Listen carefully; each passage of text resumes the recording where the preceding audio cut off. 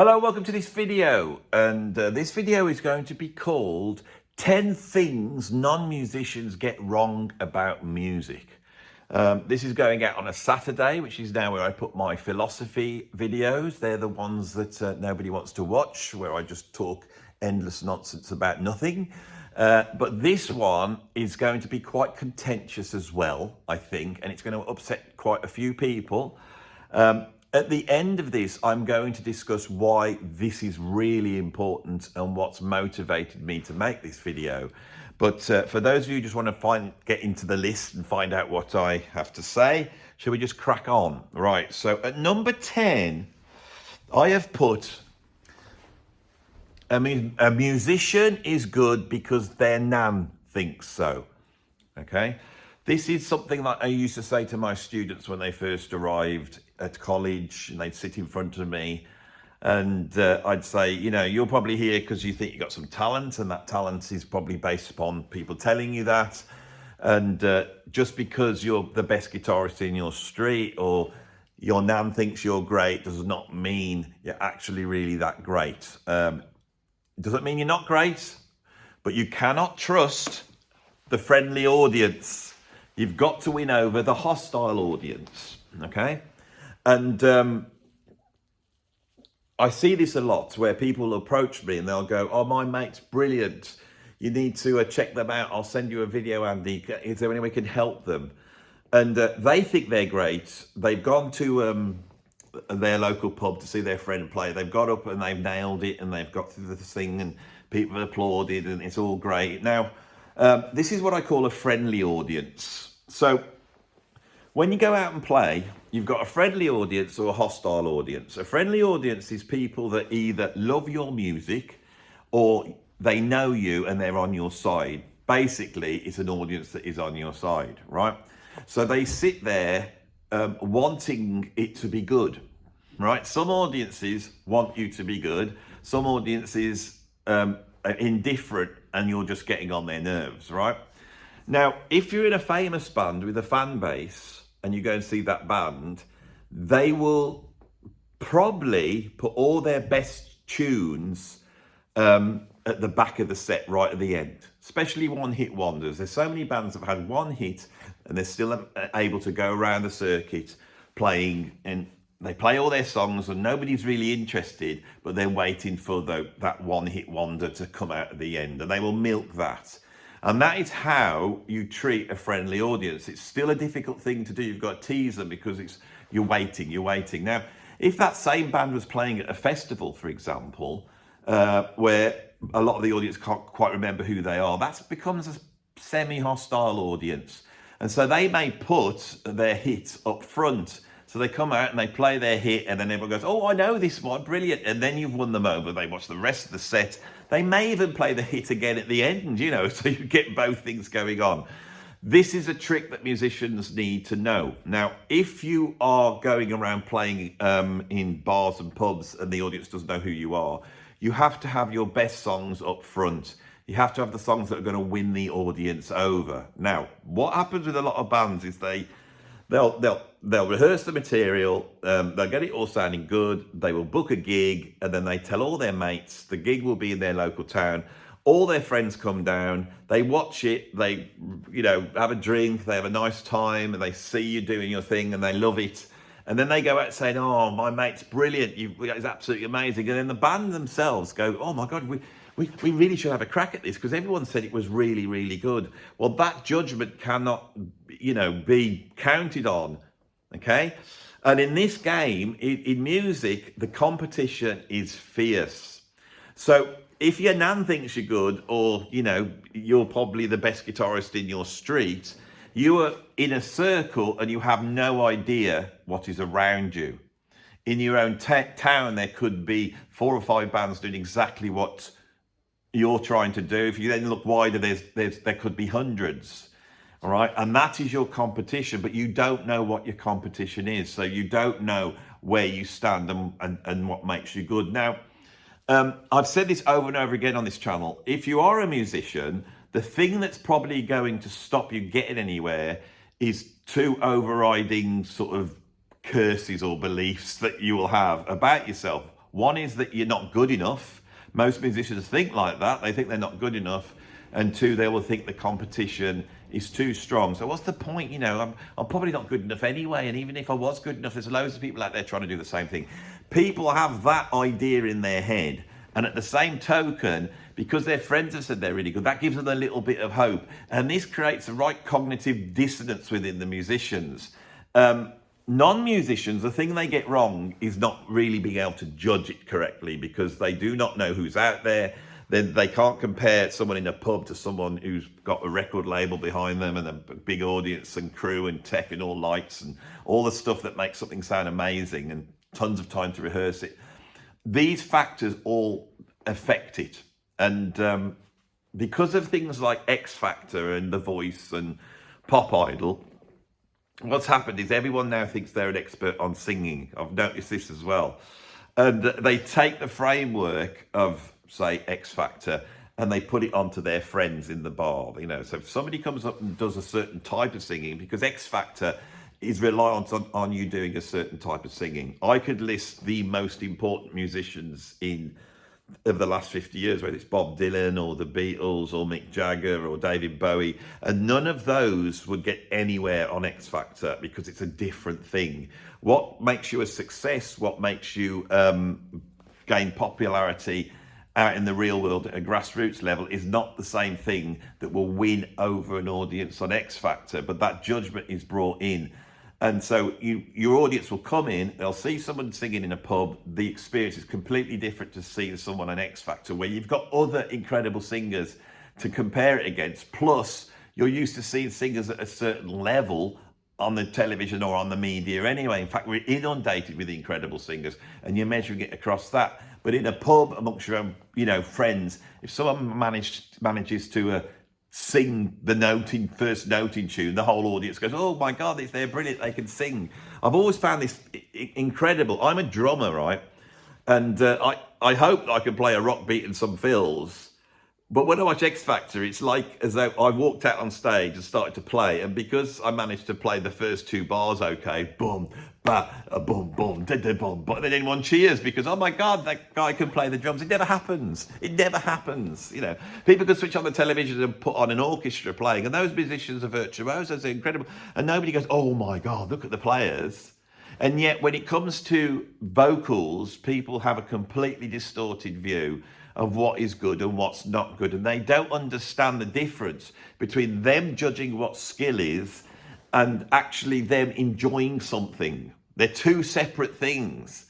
And an artist that's trying to get out there, they've got to create something that entertains and people enjoy and they find enthralling and maybe even profound. That's what you're into doing here, not this thing. And all this thing mixes up. So I think you got the basic idea of this list. That's number 10. I have sort of ranked these. So that's one of the lowest ones. Some of the ones on here are absolutely key. And it's the assumptions that non-musicians make that they think are correct about music. And I'm here as a professional musician that's worked for 30 years, identifying these things that I don't think are true. Now, remember, it is only my opinion. I'm only saying what I think. You don't have to believe any of this. You could just go, Andy was talking absolute rot there. I know best, and all that type of stuff. So shall we move on and get on to number 9? Right, number 9. This is out there to all the rock fans out there, and it is the assumption. This assumption is people think the drums are real on rock albums. Okay. For the last 25 years, digital technologies have been refining what people can do in the studio to such an extent now where AI can basically replicate real musicians playing and you can't tell the difference. We are there now. For the last 20 years, I would say, if not longer, cheating has been going on in all sorts of music. Now, when you listen to pop music, it's all created on computers and it's all programmed and you listen to samples and sequences. We accept that that's not real. We know that those singers never sung that vocal. We know that there's producers out there that are earning a huge living by tuning in famous singers' vocals because they can't sing anywhere near as well as what it sounds like on the record. But when we get to rock bands, people think there's something different going on, that these are real bands and real players. They're different to the pop artists because they really play their instruments. but the fact is they don't. There are many bands out there, famous bands, that actually have musicians under the stage playing their parts. There are bands out there that have got backup singers that will sing the parts. If the lead singer's vocals go down and he can't sing or whatever, they will be miming along to someone else singing. This has gone on all the way through that. People are playing to backing tracks. They're augmenting what they're doing on stage in every way possible. In the studio, real playing is almost non-existent. I think what the general public think is actual playing. That's like where you get down and you play and you're hearing the real instrument and you're hearing someone performing that part. Absolutely doesn't exist.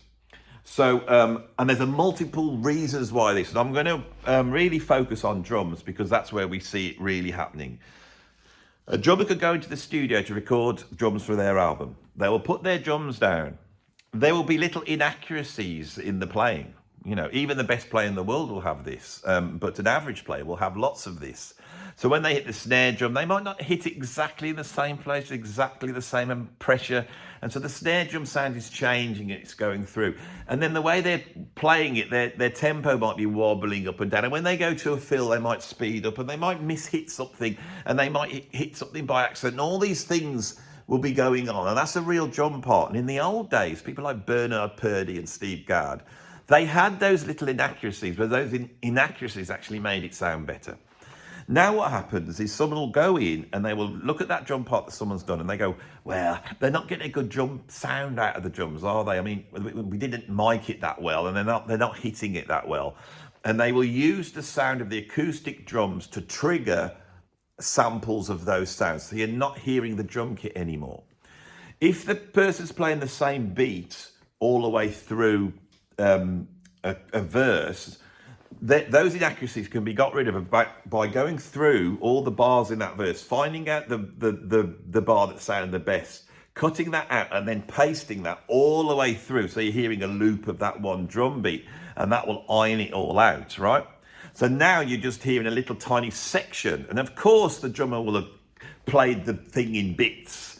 You know, people very rarely just play all the way through now. They'll play it in bits. So it's been cut together from all the best bits that the drummer's done.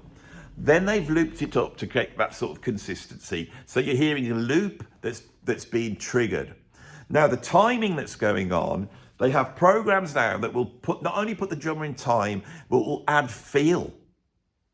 So you're not hearing the time when the drums are actually hit now. Now it's a machine playing the pattern that the person played. Okay? Then on top of this, if they play anything wrong, you can go in and program in the right thing. So when you're listening to a modern drum part, what is actually still real? 5% maybe the ideas that the drummer had. I don't know. This has happened to me a number of times in the studio, and this was like 15 years ago. I'm pretty sure now that most rock albums, because of cost, people don't have the budgets to be in a studio doing a drum part for 3 weeks. It has to be done quickly. Renting a studio where you can even record drums costs a lot of money. There are bands out there that are doing it for real, and I can tell.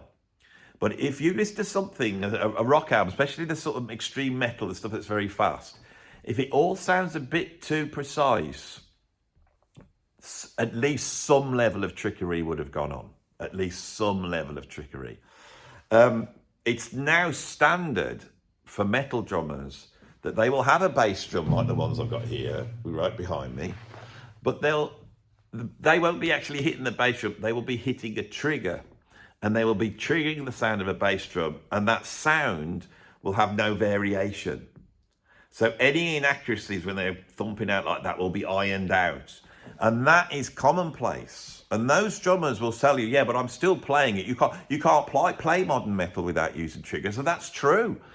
And me personally, I have no problem with that. And I think it's a good way to do it if that's the sound you want. But the dishonesty of making out that that's not what's going on, I find a little odd, because the audience will turn around and go, oh, no, these guys are really doing it. And you go, well, are they really doing it? Are they really doing it? So that's what I've got at number 9. is that the fact that people think the drums are real on rock albums, right? So let's move to number 8. Number 8 is the assumption that famous musicians are rich. Okay, and this is multi-leveled, right? So let's just take the standard view of popular music in the old days. You know, in the old days, you would sign a deal. The record company would then front what you were doing. They would pay for the recording. They would pay for the mixing and mastering. They would pay for the records to be made. They would pay for any promotion. They might even back you up going out on tour. They'll pay for your chauffeurs. They'll pay for your photographs. They pay for your promotional videos. They will get you in magazines. They will, you know, pay to get you on the radio. The record company's fronting all that, and it used to cost a lot of money. So when somebody signed a record deal, what it was is they'd get an advance, and that advance is like, we're going to give you this money up front, right? And that is betting on the fact that when the album comes out, it's going to sell. So when that album starts to sell, it starts to pay off that bill that has been loaned to you to get you to that point, okay? Now, the deal could be different for all sorts of bands. And so many bands are in a situation where they sold millions, but their record company spent so much that they never actually pay that back. And when by the time they're dropped by the label, they actually owe the label money. They're famous, their albums are selling, right? But the albums have to continue selling to pay off the bill, okay? This means that a lot of musicians can walk around being sort of almost like household names because the deal they struck, they're not getting any money from it, right? Now you might say, well, how come people do really well? Well, often musicians are multimillionaires because of royalties. You know, if people are covering their songs, or films are using their songs, or the media is using those songs, that means the song will carry on generating money beyond the sale of the records, you see. And often the songwriters will have a different deal for the publishing of their songs, right? But the thing that really causes this is that record companies in the old days, they had a network of people and they needed to keep that going, all right? So say you're a record company and you're sending your band out to New York to go on tour, right? And this is a true story. I was told this by a famous band. And when the band arrives, they're picked up from the airport by a chauffeur-driven car and they're taken to the gigs. And these kids that can't believe it, they go, oh my God, we're being picked up in a chauffeur-driven car, and they can't believe it. They're paying for that. Now, why does the record company want to spend that and not just get a taxi for them and save some money? It's because they have a deal with the chauffeur company. They have a deal with certain music producers. They have a deal with this, and this. If you think about it, if they sell enough records to pay off all their people, they're happy, okay? And because not every band sells millions and millions and becomes Led Zeppelin, most bands, they're hoping, it's not like they would love it to be a success. But in the old days, the record company, if they could just get to that point where they could pay those people off and get their own bills in and get all that done, they're happy. You see? And so for the band themselves, it's a situation where they're not actually making that money. Now, I haven't got into being ripped off by the labels, but usually the deal, when you signed a deal, is that you have a gross amount of money that you've made off records. 60% of that of the net profit will go to the record label.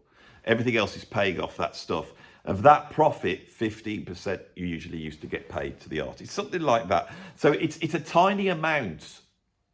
Once you've got your advance paid off, then that becomes a bigger amount, okay? So that was the old way of doing it. Nowadays, right, that loads of the revenue streams for bands has been cut off, right?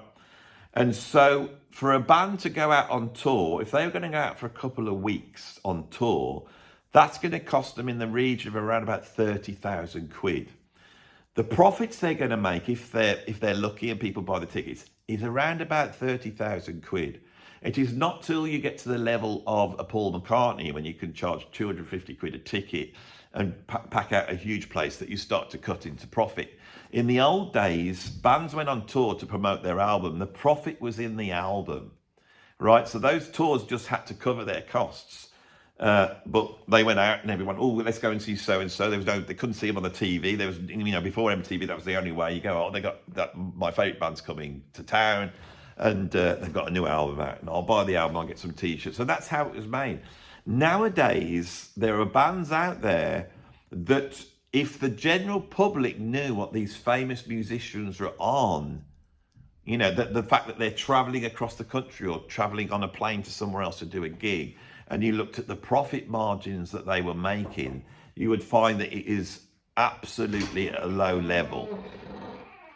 You're right, Kev, I'm doing a video at the moment, so I'll come and see you in a minute. That's the only problem with being, it's a lovely place to be, but people keep coming to visit me, you see. So, yeah, this is the assumption now. I first learnt this when I got the gig with IQ, which is a progressive rock band, and they're quite a well-known British progressive rock band. And we would turn up to a gig in Canada. There'd be 1,000 people there to see the gig. And you'd chat to the fans afterwards, and they'd go like, oh, yeah, so how many dates are you doing? He said, oh, we've only come out to do 3 dates. Oh, really? Why is that? Well, we've all got to go back to work. And they go, what? You've got jobs? Yeah, of course we've got jobs. Don't you make your living out of being in IQ? No, not at all. Oh, I thought you'd be rich. Most musicians, right, it's like a funnel. Thousands of musicians want to get into this business. Most of them are crap, so that's a very small percentage of them are any good. Of that small percentage, let's open that out. A tiny fraction in the old days would get a deal. Now let's open the people who got the deal. Out of those, a tiny fraction would actually have any success and sell any records and have any fame. And if you open that out, only a tiny amount actually made any money out of it. It's always been the same. And when people moan about the industry now, and there's more money now than there was before, and nobody made any money out of music unless you were like, I don't know, Tina Turner or something like that. And I bet she spent half her time not making any money because it was all going to Ike, wasn't it? So we move on to number 7. Number 7 is that authenticity is good. And to be authentic, you need to play music that sounds old and preferably acoustic. Yes, I'm going to have another go at Americana now. If someone's out there making very brash pop music, with lots of computers and sequences, and they're out there doing that sort of thing, people will think that is inauthentic somehow. But if somebody's got like a white shirt on and a black waistcoat, and they've got one of those hats on, like a little cloth cap, and they're playing a banjo, and they're harkening back to sort of old folk music, for some reason, people think that is more worth. And the worthiness that they think it has comes from the fact that they think it's authentic. This is incredibly back to front, that an artist that has copied their style completely from an old-fashioned style, which is now redundant and has no real cultural relevance in today's climate, that them copying that style and pretending to look a way that they would never normally dress, that is authentic. And this spreads out, people who are rockers, people who go around with the long hair or they've got the tattoos. There's all this idea that this is an authentic person. The trappings of counterculture from the 1960s has almost become the conservative suit that people used to wear that people were rebelling against back in the 1960s. And when we look at somebody that looks like that, we go, oh my God, they're authentic. They're the real deal. They've got a face tattoo. They've got a big beard. They've got a banjo. This is absolutely incredible to me. Authenticity, it means you personally are the author of what you do. You're in control of what you do. Well, nobody in this business is in control of what they do. The fans are in control of what they do, and then by proxy, whatever the machine is behind them. In the old days, the record labels, now it could be the internet or YouTube. Everything is shot through this commercial lens, which changes everything it touches. If musicians were truly true to themselves, I think the music would be absolutely worthless, because what it would just be them doing precisely what they want to do with no consideration that there's somebody on the other side listening to it. Now, I think a lot of this comes from Bob Dylan, right? Now, I have routinely said that Bob Dylan is perhaps the most important musician of the last 60 years, and well, more than 60 years now, last 62 years, 63 years. And that is without doubt the case. But there's also an argument that Bob Dylan is just a pile of crap. And I have weighed up this many a time. Dylan's great achievement was when rock and roll was happening, and he was a rock and roll fan, so he grew up listening to all this rock and roll, but he heard things like Hank Williams' Grand Ole Opry coming up as well, and he felt that the stories in that were more powerful than just the rock and roll visceral thing. And so he became very entrenched in American folk forms. He became very influenced by Woody Guthrie. And Woody Guthrie, great as he was a copy. He was a copy of Leadbelly. He was doing an approximation. And Woody Guthrie was the genius that went, oh, I could actually take like a Leadbelly type song. And because he was a communist, I can, embed this sort of communist agenda within this American folk song. And I think Dylan saw that. And with the countercultural movement, his genius was to see that he could create a sort of popular music form that sang about what was going on culturally at that time. And then he spotted what was going on in the visceral end, the rock and roll end, because he also understood that, and he brought in the electric instruments. And I think this was so powerful that it's left an indelible image on music, that people think if you're doing something like that, even though it does not have the profound cultural impact that Dylan's music had in the 60s, the fact that it sounds like it does means it's of worth. And that idea has also created some of the other things we're going to be hitting later on this list. So that's what I've got at number 7, authenticity. Number 6, I've got that a music genre or a music style is alive and healthy if people are playing it. I get this in the comments over and over again, so it's quite apparent to me that all art forms have their day. If you're writing romantic poetry in the mid part of the 19th century, you're at the cutting edge. That is a change in what's going on. And those poets at that time, what they decided to do made that style what it was. Okay? When cinema emerges, silent films emerge, those filmmakers that are making films are creating the Hollywood studio system. And at that point, they can do whatever they want. All right? When rock music emerged in the mid-60s, there was an experimentation going on what we consider rock music is what these musicians did, which was an expression of whatever they wanted to do. And that laid the groundworks. Now, all art forms are like this, and art forms go through a sort of a lifespan. This is the way I see it, is that it starts off as a novelty. So people do this sort of novelty music, and it's the audience love it. And everyone's jumping up and like, let's twist again. And everyone's doing the twist.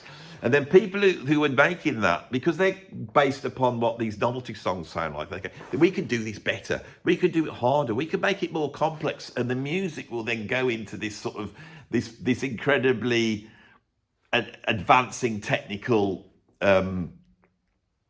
approach, which eventually removes the art form so far from the general public that it alienates them. And it all becomes like, oh yes, have you ever checked out that? This is what happened with progressive rock. Progressive rock was was rock music, psychedelic rock music, advancing to a point of being almost like high art. These musicians wanted to create high art. And then the visceral end, the novelty end was like, oh, we don't like this. And then you had a big swing back to disco and punk in the 70s. And then disco and punk advanced, right? And then it swings back. And there's a certain point where a generation comes along and the advance they make out of that structure creates something so new that that is gone. So the blues turns into heavy rock. Okay? That is something that's happened. The blues turned into heavy rock. And rock music died at a certain point. It's a dead form. And when a music form is dead, what I mean by that is it's not alive. It cannot grow. It cannot advance. If you try and do anything to it, it changes into something else. When rock music grew out of the blues of the 1960s, from that point on, the blues never changed. And a blues musicians once said this. They said, if you try and change the blues, it will turn into soul, or it'll turn into rock music, or reggae, or all those forms that came out of it. And then they go through their thing. And a lot of this is based upon technology. You cannot make Sgt. Pepper in the 1940s because you just can't make it. And so new technologies come along, and musicians who are creative, and that they do their own thing, and that moves the thing forward, right? So what I see is that this advances, and at a certain point, the art form's done. And that's fine. It is then an art form. It is like writing romantic poetry, or making a studio-based Hollywood film. It becomes a pastiche. And all the rock bands that are out there now are basically doing exactly the same things that they were doing almost like 30 years ago. There's been no advance in it whatsoever. The only thing that's changed, as I said, is the technology has made the fact that there's nobody playing on these records anymore. So this idea that because there's a band out there are bands out there that sound like the Glenn Miller Orchestra. There's bands out there that are playing Vivaldi, right? They're out there doing it. There's people playing Americana. There's but these forms are dead. A form is alive when you could change it. So don't go looking for these artists as though these are creatively forward thinking. And there's nothing wrong with that, but don't think they're doing that. They have basically become a tribute to the genre that they represent. Okay, so let's move to number 6 now. No, I've just done number 6. Number 5, we're just going to start to get to the real contentious, right? This assumption is that famous musicians are virtuosos. I get this being told all the time. Take guitarist, Jeff Beck's a virtuoso. Jimi Hendrix was a virtuoso. Any musician that anybody's heard of is brilliant. Absolutely brilliant. They can play anything, all right? The truth is that musicians that come through bands are rarely virtuosos, all right? A band is usually a bunch of musicians that meet each other, they get in the room together, and there's a chemistry, and they write songs, and their approach is individualistic, and that gets a great sound. A virtuoso musician is something entirely different. A virtuoso musician will turn up to a session. They will walk in. They've got half an hour to get this track down. The thing is written out in front of them. The chart doesn't quite make sense because it's been written by somebody who doesn't understand. Say they're playing a harpsichord or something on a session. They've got, this is really coming from the Rick Wakeman interview that was on Rick Beato recently. It's a fascinating interview because Rick Wakeman is a very great musician. We could say that Rick Wakeman is a virtuoso musician. He can sight read, he can play any style. He has a vast knowledge of music. He's got a great ear, and the music's just pouring out of him. But don't think that that is the case for all your musical heroes, right? A session musician is a completely different thing. A session musician is almost like a commercial classical musician, and they have been trained to play whatever's put in front of them. They can play anything. Whereas if you're Jimmy Page, right? And I know Jimmy Page started off in the session world, no one's going to shout that at me. But if we take Jimmy Page, for example, Jimmy Page is not a virtuoso musician, okay? In the early 60s, there was a bunch of incredibly talented musicians working in the session scene in London at that time. John McLaughlin was one, Colin Green, Big Jim Sullivan, and these guys could come in and play everything. Every time they turn up to a session, people were asking at that time for Chuck Berry type guitar solos, and these guys who could play everything, they could sort of do it, but it wasn't that accurate. They needed a kid. And so they went looking for a kid, and they found it. It was Jimmy Page. And Jimmy Page was brought into the studio at a very young age and was tutored by people like John McLaughlin and Big Jim Sullivan, they were tutored in how to operate in a session setting. But most of the time, Jimmy Page was there just to do the guitar solos. Now, he was up against John McLaughlin. John McLaughlin would be playing a rhythm guitar. The reason is because he could read and he could play anything and he could play any style. Jimmy Page was there to do his rock and roll guitar solos. Jeff Beck is exactly the same thing. They're great at what they do, but they're not virtuoso musicians. Now, more recently, the system where people go to music college and they get trained all the things and the internet's out there, people got access to all these different ways of learning. I never had this. Everything I learned on the drums was by ear. The only tutor I had was my records. It's not the case now. You want to know how to play something, get on the internet and there'll be a transcription of it and there'll be someone on YouTube telling you how to play it. So now the technical ability is at its peak. The musicians that are out there now are often virtuosos, but this does not necessarily come from good music. It is not the fact that Jimmy Page or Richie Blackmore or, I don't know, John Entwistle or Pete Townsend or, I'm trying to think of bands, like none of these musicians, even bands like the Police. Police is the closest to a mainstream virtuoso band I can think of. But on their instruments, in a session setting, they would only be adequate. I think Stuart Copeland would struggle. So this is a big assumption. And when you start to say who the great players are out in the world, once you say who's the greatest guitarist of all time, well, it could be Lenny Breau, Scotty Anderson, Alan Holdsworth, Sean Lane. People go, who? I never heard of these. No, I don't think they're as good as Jeff Beck. And this is a standard thing you come up over and over again. And part of this is that the mainstream audience are not actually aware of how incredible certain musicians are. I think this has been upset more recently by the internet. There's Instagram players doing stuff now that is absolutely shocking.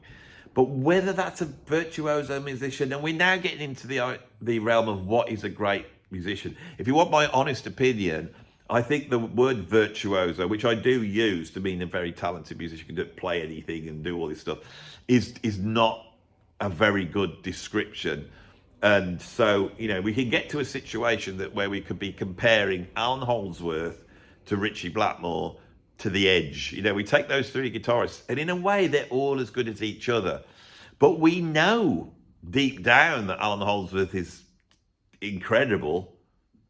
But why the audience not know him and not rate him, and the reason is because what he's doing is so far past what a non-musician can understand that they don't appreciate it. And we'll get onto that as well in a minute. So I will move on there. So let's move to number 4, right? Music is better when the artist writes their own songs. We're going back to Bob Dylan now. What Bob Dylan did was really create a singer-songwriter. It had existed before. I mean, Eddie Cochran wrote his own songs. And I'm sure if we go back earlier, we'll be able to find people that wrote their own songs. But what Dylan did is that he not only wrote his own songs, but his lyrics were reflecting how he felt about the world. It was commented on cultural phenomena that were happening. And again, this is why Dylan's so important. This changed music. And he democratized songwriting. And in that, I mean that you didn't have to sing like Frank Sinatra to sing a song. He wasn't a great singer like Sinatra. I mean, later on, he did his own version of Sinatra songs, didn't he? He did an album of that songbook stuff.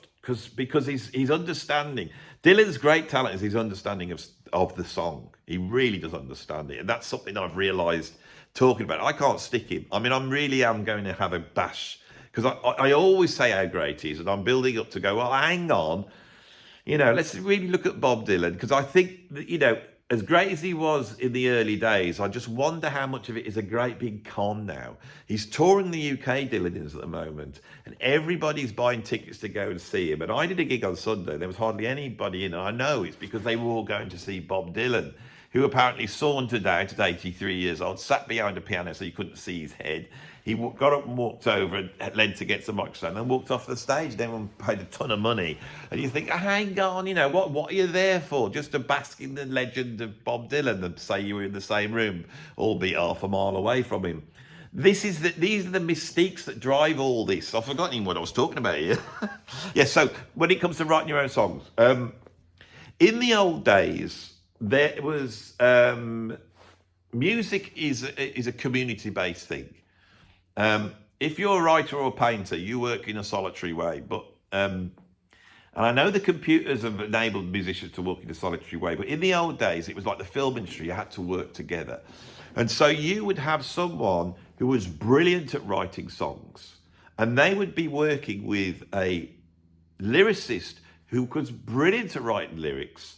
And then you would take those songs and you would give it to a singer that had the charisma and the voice to deliver that song. Now, we could get halfway there with Elton John. Elton John's an incredible songwriter, but he is not behind the meaning of any of his songs. It's his voice singing it, and he's singing his melodies, and he's great. But are those songs, you know, if you listen to Candle in the Wind or Your Song, are they worse because it's not Elton John's intention? Or have you been conned into thinking, well, because of Bob Dylan, when I listen to Elton John, I feel like it's his voice and it's what he thinks. Well, if you go back to great singers like Ella Fitzgerald or Billie Holiday, that is precisely what they did. They would take the song and they would actually look at the meaning of the song and they would infuse it with themselves. And surely that is an even more difficult thing to do. And what that does is create within the song something that reaches far more people than just somebody who said, I got up this morning and my cat died and I'm really upset, you know, because he got run over by my friend and he's my friend and I didn't want him to run over my cat and now I don't know whether I should be friends with him. Who cares what's happened about your cats? Where's the deeper emotion in it? Where's the central thing? And great songwriters can do that, you know.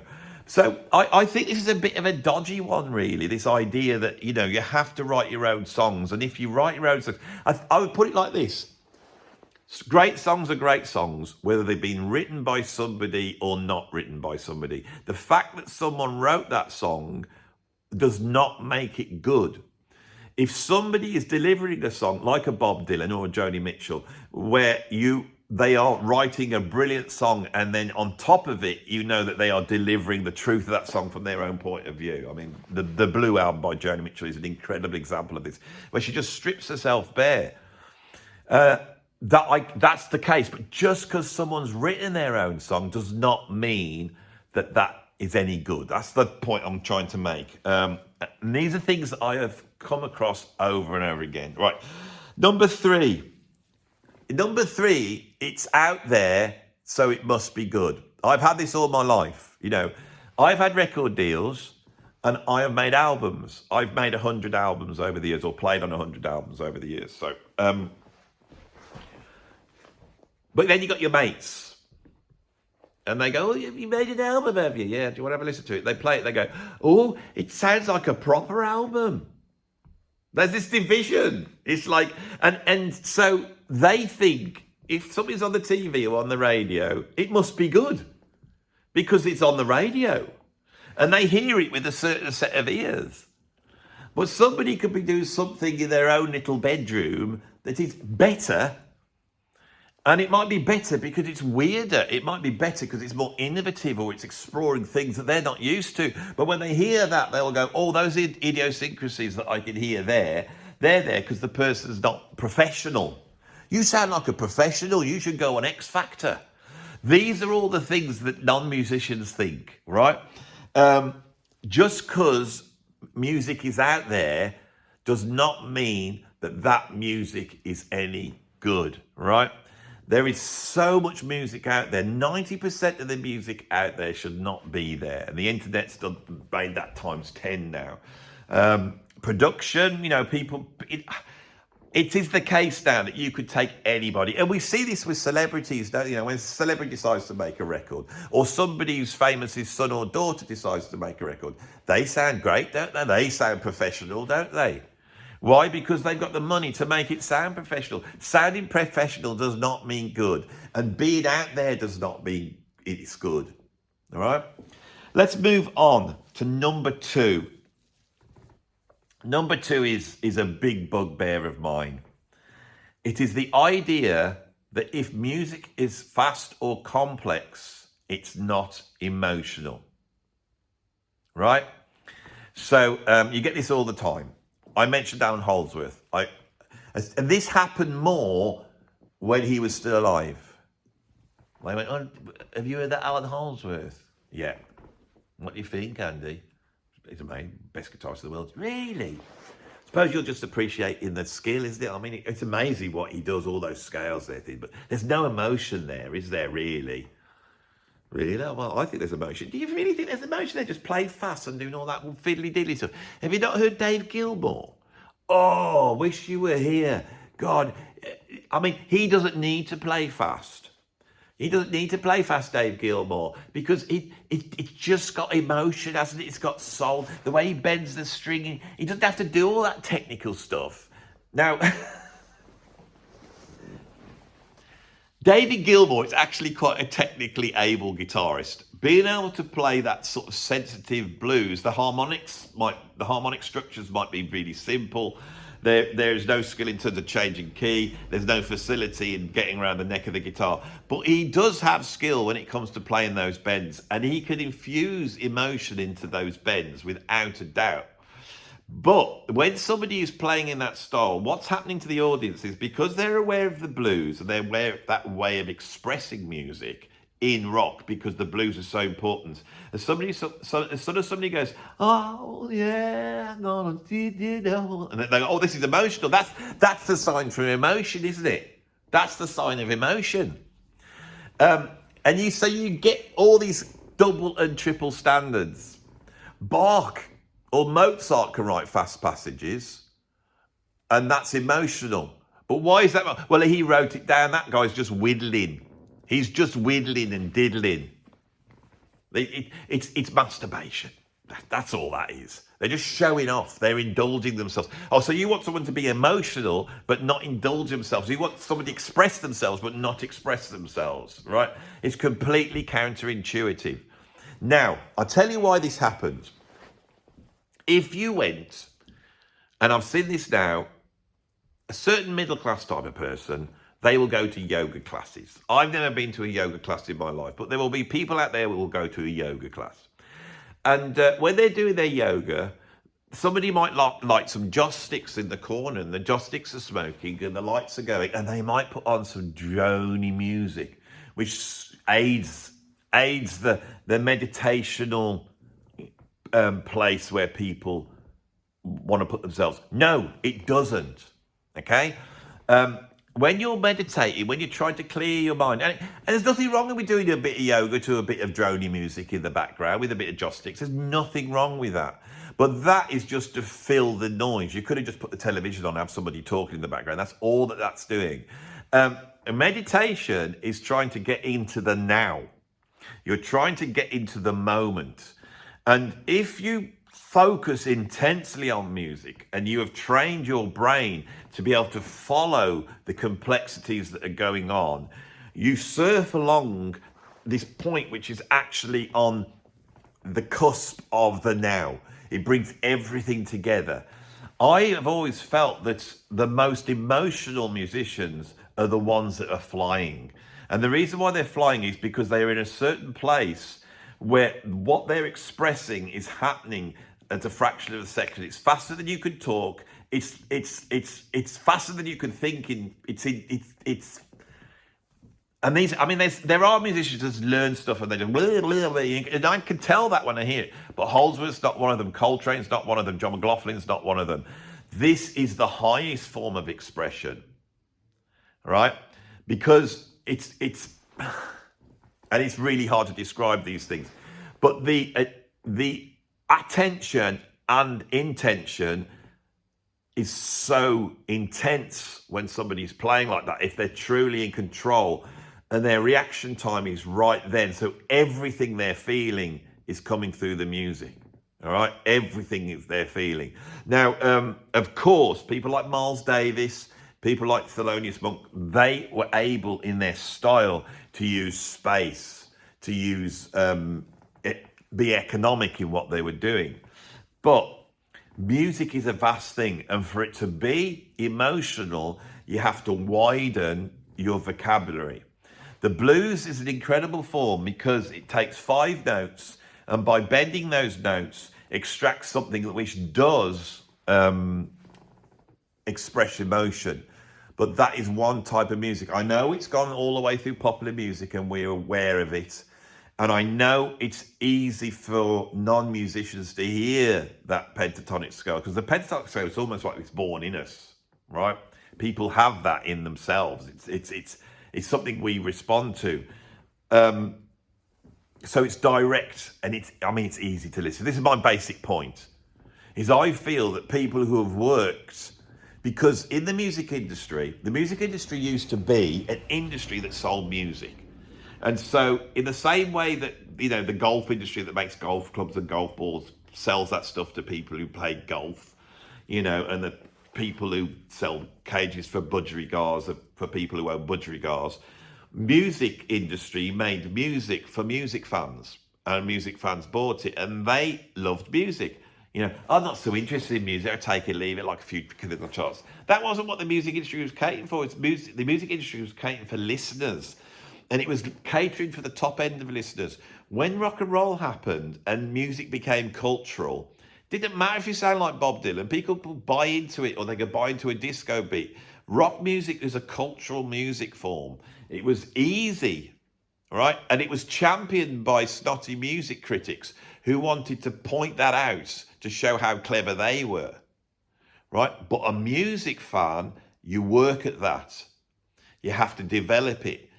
People do have better ears than other people. They can extract more meaning, you know. It's like being, you know, some nerd and being able to take a circuit board out, you know, and go, oh my God. I mean, in the UK, we had this program called the It Crowd. It was about these IT guys. And the one very nerdy guy, it cut to him and he was actually holding this circuit board and looking at it and he was laughing to himself. And they said, what, you laughed at? And he looks at it and goes, oh, amateur hour.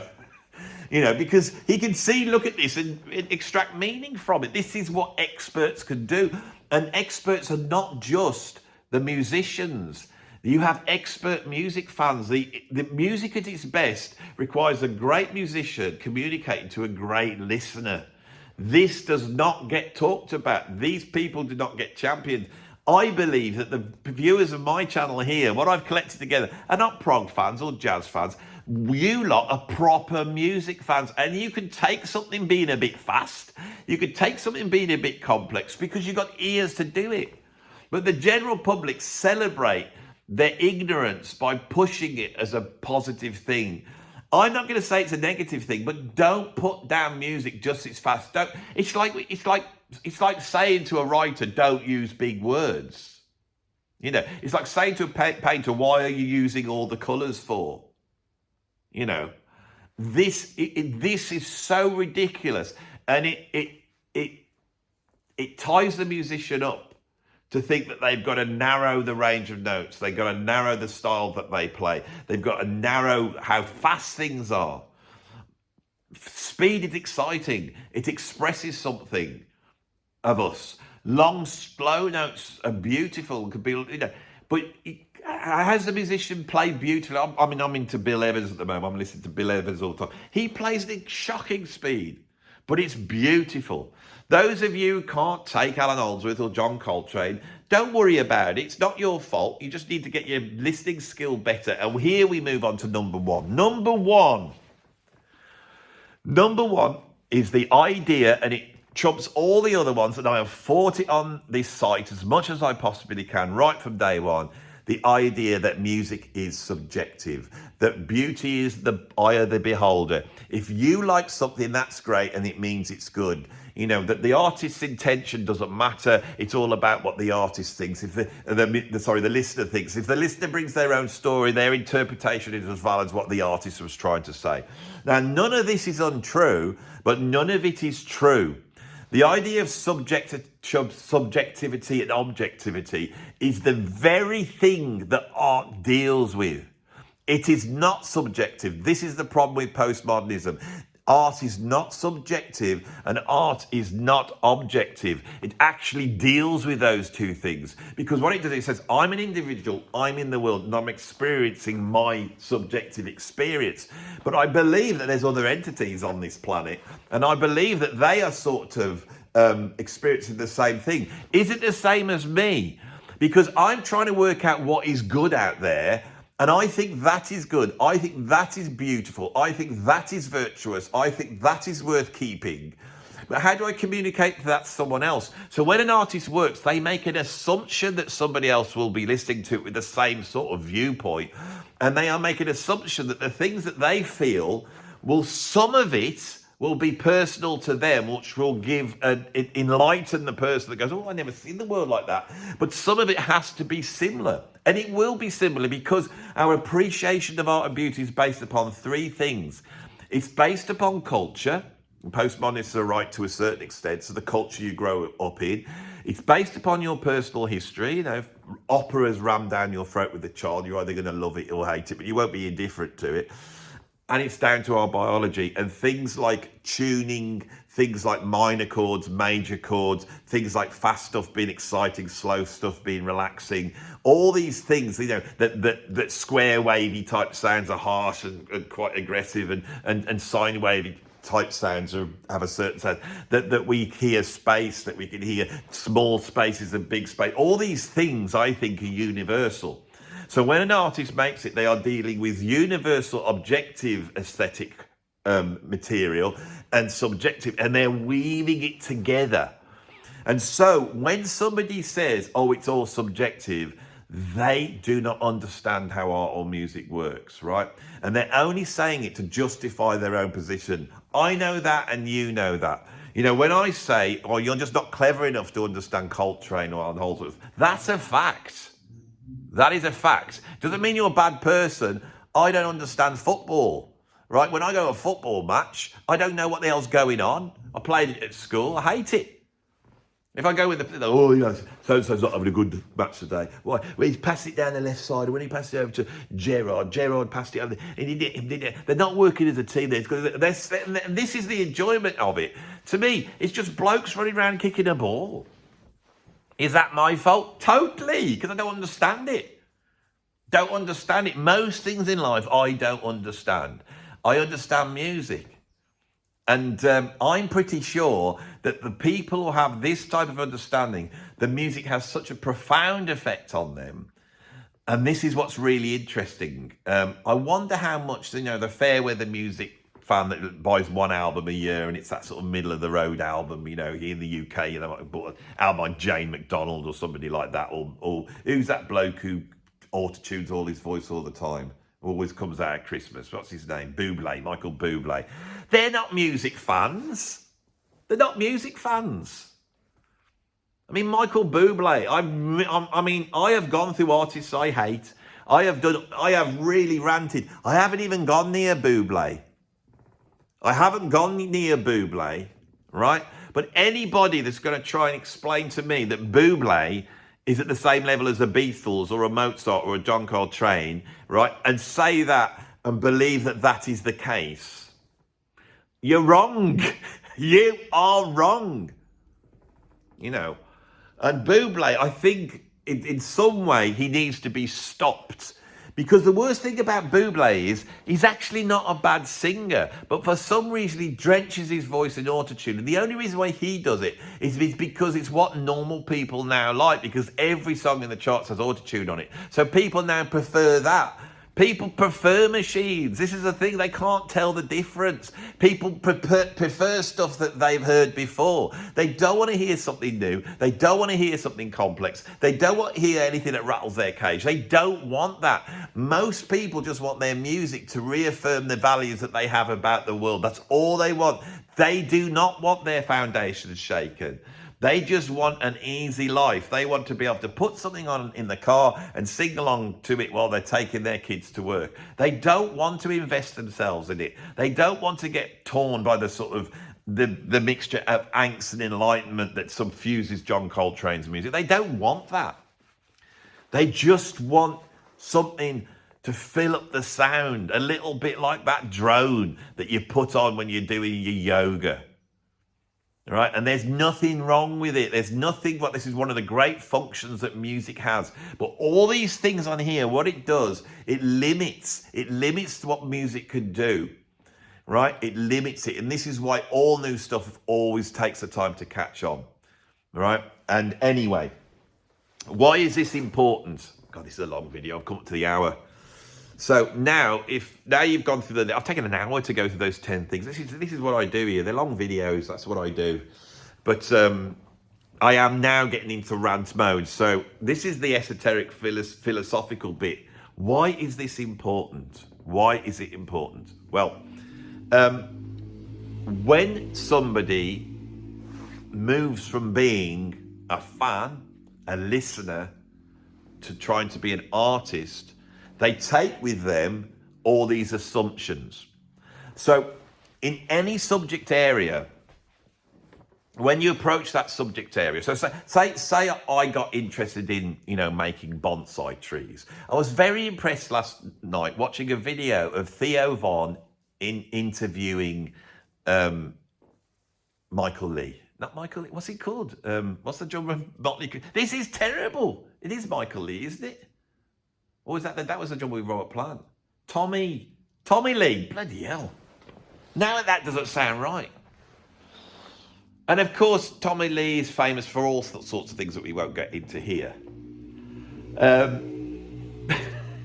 But he now has this hobby making bonsai trees. And they showed a video of him making this bonsai tree. And because he wasn't all rock and roll, he just had a shirt on and his glasses on, but Theo Von sees him making this tree.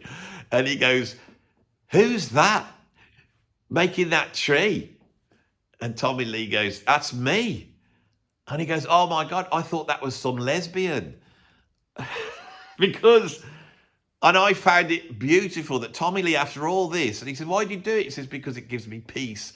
And he starts to explain it, and they're doing this tree, and he's explaining making a bonsai tree. And I suddenly thought, I don't know anything about I know a bonsai tree is a small tree, but I don't know how they're made. And he said, that tree would have probably taken 5 years to get to that point. And he said, that tree is full of love. Tommy Lee's looking at that bonsai tree and he can see something in it I can't see, right? So if I wanted to make a bonsai tree, I would approach it going, well, how do they do it? Maybe, I don't know, it's maybe the pot is really small and it constricts the growth. That is what I think. Now that there, not knowing anything about bonsai trees, is my intuitive opinion. Now I could be right, I could be wrong, as John Lydon once famously said. Or I could be wrong, I could be right. Now the thing is that say I tried doing that, if I'm right, it would work. But if I'm not right, it won't work. And I could sit here trying to work out certain things and never understand them, because every subject has the counterintuitive bits. And the counterintuitive bits are where you need a teacher. This is why we have education. I realized this as a teacher many, many years ago, that certain aspects in music, people will get intuitively. And I noticed that education systems were making money by pushing in intuitive stuff, putting the person in the room, giving them the exercises, but they would have got that anyway, right? Intuitive stuff you don't need to teach, but the counterintuitive stuff you do. And this list I've gone on, these are basically the barriers that people who want to become successful musicians have, right? And by the same token, non-musicians who want to get more out of music and get more, pull more from the music because they love music, they have to move away from this. They have to understand how it really works. Now, of course, everything I've said is my opinion here. This is what I've learned after 40 years. And of course, even after 40 years of doing music, I am still realizing things about music every single day. I'm all the time I'm realizing, I had that assumption. My journey through music has been not about learning new things, but undoing the assumptions I had about something. And I tell you something, right? I've played music, I've studied it, I've taught it, I've looked at the cultural context of music, I've done everything. My whole life has been music, right?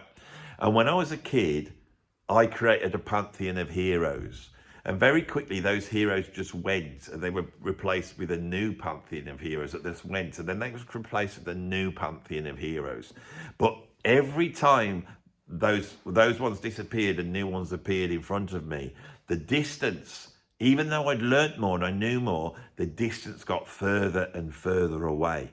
And the older I get, the more I can see what makes music truly great, and how great the great musicians are, and how the amount of journey you have to do to meet that musician. At the moment, I've gone nuts over Bill Evans. I bought this box set of Bill Evans. I've listened to Bill Evans for like 30 odd years, 40 years. But for some reason now, I think I'm ready for Bill Evans. I understood it. Every single tune, every single solo, it was the expression of his unique personality, which was special.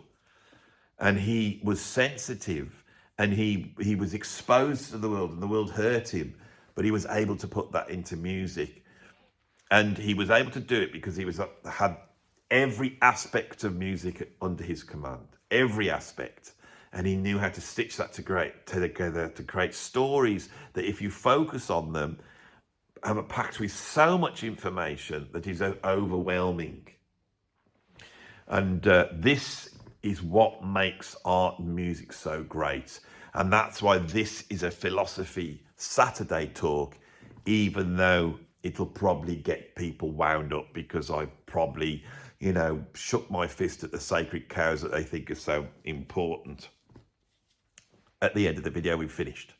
If you like this video, put a like on it. If you want to see more stuff like this, then subscribe. If you watch this video and you subscribe, YouTube will go, oh, they like Andy when he's doing his proper videos where he actually talks some sense. We thought you only like it when he's going on about bands he hates and just saying how much he hates Dave Grohl and what an idiot he is, which is the case at the moment. That's how the channel's surviving, is off those. So, if you're watching one of these and you like these more, because every time I do a video is more serious, everyone goes, this is more like it, Andy. This is what we like, I like this type of... Well, subscribe then. Because I tell you something, if you look at the subscriptions, I think 60% of the people who are watching this channel regularly, 60% aren't subscribed. Everyone says that on their videos. And I've just said it. So subscribe now. I mean, where am I at? Probably 43,000 when you watch this. I've nearly got to 50,000. My target's 100,000. When I get to 100,000, I will never, ever ask you to subscribe. I'll be happy with 100,000. I'm happy with that. I want the silver plaque, right? I've done a lot of things in my life, but I want the silver plaque. I want it on the wall behind me. When I get to there, I will relax and I will just sit and coast. And I'll do whatever I want then. I won't care about chasing all this thing, right? But I am in exactly that position. I would love to be able to come in here and really try and deal with some difficult things. And I've been trying to do that on a Sunday. I moved my videos from Philosophy Sunday to Saturday because I wanted to have a thing called Sunday School. Saturday School didn't sound as good. And I've been doing these videos, and in my week of doing videos, this one, basically, I got a list, and I've talked through the list. Once it's finished, I'll switch it off, I stick it up on YouTube. The Sunday educational videos are killing me because they've got like tunes in and different seeds, and they have to have research, and I'm rushed and I make mistakes, but I'm trying to do it the best I can, and I'm playing all the instruments on it, and I'm really trying to provide something that musicians and non-musicians could watch, which might get them to go, oh yeah, I didn't realize, I'll get that now. So I'm looking at the major scale. Rather than making it complex, I'm trying to take the simplicity of the major scale and open it up. This is esoteric stuff. Of course, I work on them all week and nobody watches them. They'll do 1,500 views, But if I did, the 10 greatest wigs in rock music, we'd be talking 40,000 views for that. And I'm ready to go. I've got the list. And as I say, I know you're going, oh, come on, Andy, I've got to see that one. The 10 greatest wigs in rock. I've got to watch it. If Elton John's not on there, I'm going to be annoyed.